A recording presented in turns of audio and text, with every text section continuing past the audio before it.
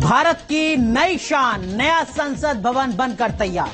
28 मई को प्रधानमंत्री नरेंद्र मोदी इसका उद्घाटन करने वाले हैं, लेकिन इससे पहले इसका विरोध होने लगा है। नया संसद भवन देश की एक बड़ी उपलब्धि है, कहा तो इसका स्वागत होना चाहिए, लेकिन अनुराग यहाँ पर सियासत हो रही है। जाहिर सी बात है ज्योति, सियासत लगातार नजर आ रही है। सियासत ऐसी कि कांग्रेस समेत 19 विपक्षी दल पीएम मोदी के हाथों नई संसद के उद्घाटन का विरोध कर। क्यों और कैसे, इस रिपोर्ट में देखिए।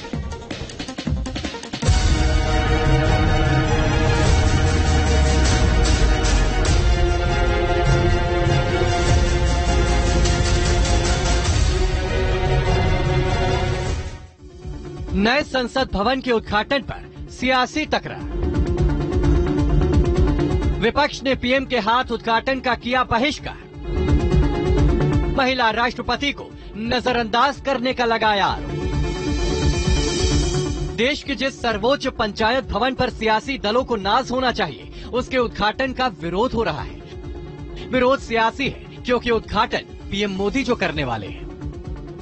विपक्ष का कहना है कि नए संसद भवन का उद्घाटन पीएम नहीं, राष्ट्रपति के हाथों होना चाहिए। विपक्ष इसे राष्ट्रपति द्रौपदी मुर्मू के मान सम्मान से जोड़कर देख रहा है, क्योंकि राष्ट्रपति मुर्मू को उद्घाटन समारोह में आने का अब तक नियंत्रण भी नहीं भेजा गया है। यही नहीं, जिस तारीख को नए संसद भवन का उद्घाटन होने वाला है, उस 28 मई को वीर सावरकर की जयंती है। सियासत में विरोध विचारधारा का भी होता है, लिहाजा विपक्ष को इस पर भी घोर आपत्ति है। लेकिन उद्घाटन राष्ट्रपति के हाथों नहीं कराने पर विपक्ष काफी गुस्से में है। कांग्रेस समेत विपक्ष ने नए संसद भवन के उद्घाटन का बहिष्कार किया है। Every time telling that we are proud of a women tribal president. The way in which you undermine the president of India, the first woman tribal president of India, where is the justification? You are violating the constitutional principles. We are violating the protocols. You are violating the customs. That is why we, Congress party, discuss with all other like-minded political parties. I am very happy to say that, including TMC, Aam Aadmi Party, all are, including BRS also. They are all in agreement with these sentiments, boycotting the inaugural function. राष्ट्रपति महिला हैं और दलित भी, ऐसे में देश की शान का प्रतीक बन चुके नए संसद भवन का उद्घाटन राष्ट्रपति को दरकिनार कर किया जाना विपक्ष को रास नहीं आ रहा है। हम लोगों का मानना है कि राष्ट्रपति जी जो है उनसे जो है उद्घाटन कराना चाहिए था, क्योंकि पार्लियामेंट के जो हेड होते हैं एक तरह से वो राष्ट्रपति ही होते हैं, और उनसे ना करा करके ये कहीं ना कहीं से राष्ट्रपति जी का अपमान जो है वो किया जा रहा है। लेकिन देश के राष्ट्रपति, राष्ट्र के संविधान की प्रमुख, देश की हमारी राष्ट्रपति जो आदिवासी महिला है, वो पार्लियामेंट की कस्टोडियन। आप उनको नहीं बुला रहे, उनको निमंत्रित नहीं कर, उनके हाथों से नए संसद भवन का उद्घाटन करना प्रोटोकॉल है, लेकिन आप नहीं कर रहे। आप उसका एक पॉलिटिकल इवेंट कर प्रधानमंत्री के हाथों से उद्घाटन कर। इसलिए देश के सभी अपोजिशन पार्टी ने निर्णय लिया है कि हम उस कार्यक्रम के ऊपर बहिष्कार करेंगे। नए संसद भवन का विरोध करने वाले यही लोग नहीं हैं, कांग्रेस समेत इसमें विपक्ष के 19 दल शामिल हैं। जब से नए संसद भवन के उद्घाटन की तारीख का ऐलान हुआ है, तभी से विपक्ष दल अलग अलग दलील देकर उद्घाटन समारोह का विरोध करते नजर आ रहे हैं। विपक्ष का कहना है कि प्रधानमंत्री के हाथों उद्घाटन क्यों करवाया जा रहा है। विपक्ष ये भी पूछने में लगा है कि राष्ट्रपति के हाथों उद्घाटन क्यों नहीं करवाया जा रहा। 28 मई को सावरकर की जयंती होती है, इसीलिए ये भी पूछा जाना इनके लिए वाजिब है कि सावरकर की जयंती पर उद्घाटन क्यों हो रहा है। मुझे जो पता चला कि डेरेक ओब्रायन, हमारा जो राज्यसभा के नेता है, वो ट्वीट किया है कि हम लोग टीएमसी पार्लियामेंट का नया बिल्डिंग का इनॉग्रेशन बॉयकॉट करेंगे। ये सिद्धांत अभी तक मुझे पता चला।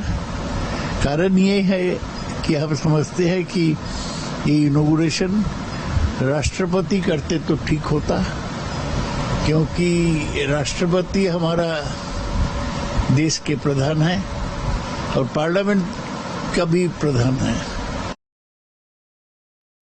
नए पार्लियामेंट का आप उद्घाटन कर रहे हैं, एक दलित समाज से आने वाली, एक आदिवासी समाज से आने वाली एक औरत, सम्मानजनक औरत, महामहिम राष्ट्रपति श्रीमती द्रौपदी मुर्मू को ना बुलाकर, उनको न्योता ना देकर आप कैसी मानसिकता का प्रदर्शन कर रहे हैं? उद्घाटन को लेकर पीएम मोदी के नाम पर विपक्ष के विरोध का बीजेपी ने भी पलटवार किया है।